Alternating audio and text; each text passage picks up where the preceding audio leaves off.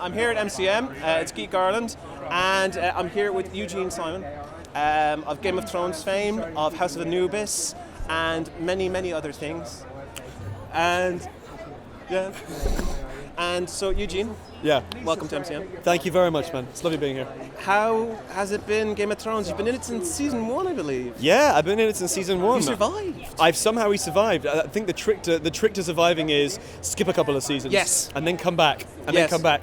I still wonder if Miltos is going to come back. You know, Sirio Farrell. He skipped 4 seasons, so he's going to come back in a big way. Yeah.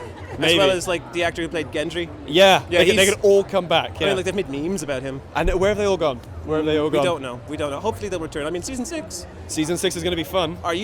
You're in season 6? Well, Lancel didn't die in season 5, No. so fingers crossed we're going to see him again. I do hope so. How that's a thing. I know. Lancel didn't die. He didn't die, and even as the actor, I'm still kind of going, he's not dead. No. He's not dead. So and he's a big part of it, though.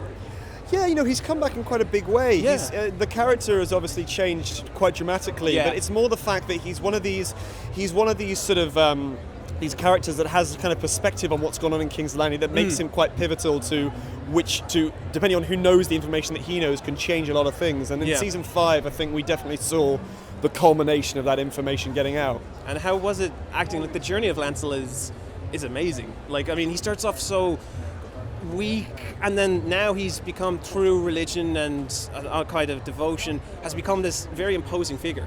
He's become someone who is definitely born out of a lot of kind of grief and trauma, and you know, he's lost his mind in a lot of ways.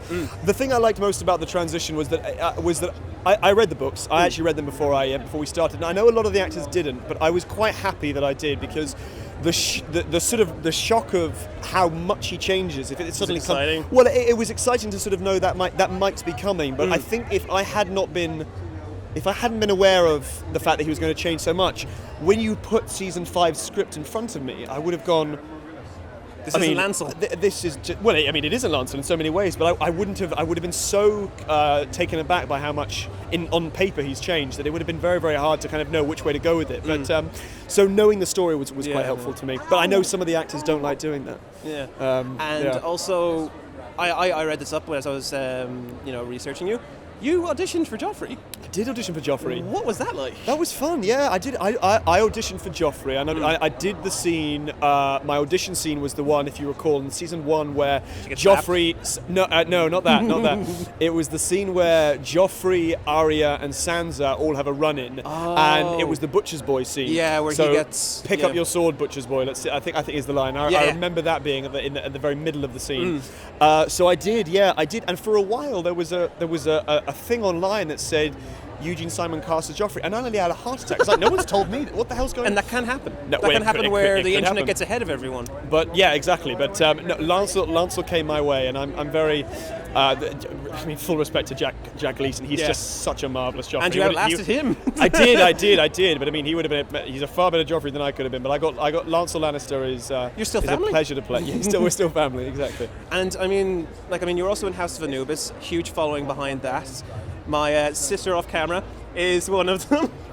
What was it like on that? Because again, that's a very unique experience, because that was done in a very unique way compared to a lot of TV shows that I've seen. It was. It's a Nickelodeon show that was shot in the UK in Liverpool for 3 years. So for 3 years after I left school, I went between Belfast and Liverpool to shoot House of Anubis and Game of Thrones back to back. So it was a sort of quite a big transition. But it was fantastic, really. You know, it's one of those things that I was very lucky to get this role, because Jerome was a lot of fun to play, and working solidly throughout the year on a character that was, sort of quirky and conniving. Well, not conniving, but I mean, like, sort of tricky, and liked to sort of play pranks on a few people.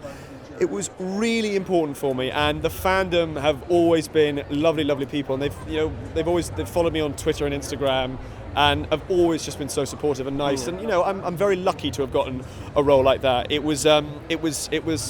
felt very, very well timed, and I enjoyed it thoroughly. I missed Jerome in a lot of ways. Actually, it was fun. It was fun. And I don't miss the uniform, however. I don't miss this uniform.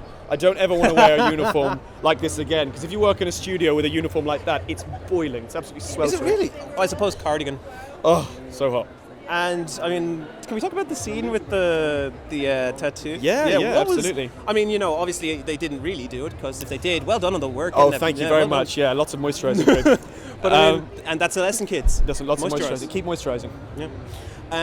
What was that like? Like preparing that scene, like how it was shot and everything. Is just. It was the whole scene was a visual. It's supposed to be purely a visual experience, and it really was something spectacular to see done once we actually started doing the voiceover work for it. Yes. But I'll tell you a good story about that. When that scene was being shot, we had a little bit of a problem with audio. So Lancel has this kind of this thing in his mouth to clench as he gets the carving put into his head.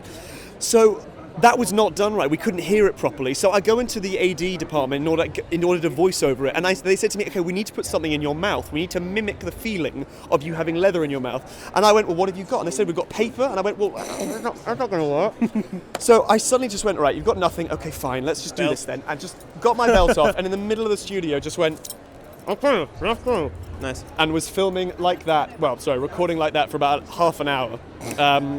But it was a lot. It was a pretty intense scene to do. The wonders of post-production. Exactly. No, it was a pretty intense scene to do. I had my nails were horribly long because I grew them for 3 months because he's a pretty feral guy. And so what we did, because that was my last scene, I got a nail clipper and I cut into the nail vertically so they didn't come off, just so that they were weakened. And then what we did is we got a shot of Lancel gripping the wood, and I broke my nails on it, and it was fun.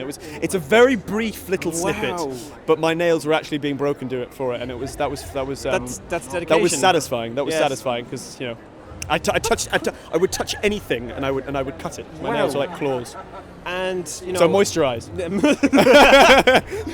And also, I mean, like, have you always wanted to be an actor? Has that always been the kind of performing arts, that kind of thing? Always kind of.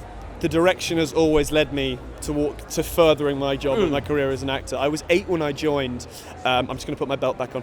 I was 8 when I joined, and I didn't. I've never really questioned it at any point. The older you get, the more you do feel the pressure of being an actor, because you're more sentient and you're far more aware of the difficulty of the environment in which you can sometimes audition and work. But I've never known myself to love doing anything more than this at the moment. So I've always been pushed in this direction. And is there anything maybe on the horizon that you're looking forward to working in? I am. Talk about? Well, I mean, I've spoken about it in a few interviews, so probably people who watch this are going to get a bit bored. But I have a film coming out, which is getting released in a month from now, and it's called Eden. And I play a sort of. I play a character in that called Kenneth, who is a US soccer player, and it's a story of a dozen soccer players doing an international tour who crash in the Pacific. So it's a kind of Lord of the Flies story. Oh, wow. And my character Kenneth has he's one of the leads, and it was playing an American was a lot of fun because you turn the accent on straight away. I was surrounded by that's fine. It was easy. I was surrounded by Americans the whole time, and I loved it. They're a lot of fun. So it was a really fun film to make. It was done on a small budget, a little indie film, but I think it's going to have really great results. Yeah. So I'd love it, particularly in the States, if you went to see it. I'll tweet about it soon. It's called Eden, and it'll be out on September the 18th. That's the only plug I will do in this interview. And Geek Island. And Geek Island. Island? Island. Geek Island. This is an island. I mean, it is an island. I mean, we're on an island. Geek Island. I mean, yes, Geek Both Island. Both those things. Both. Geek Island. Moisturize. Moisturize.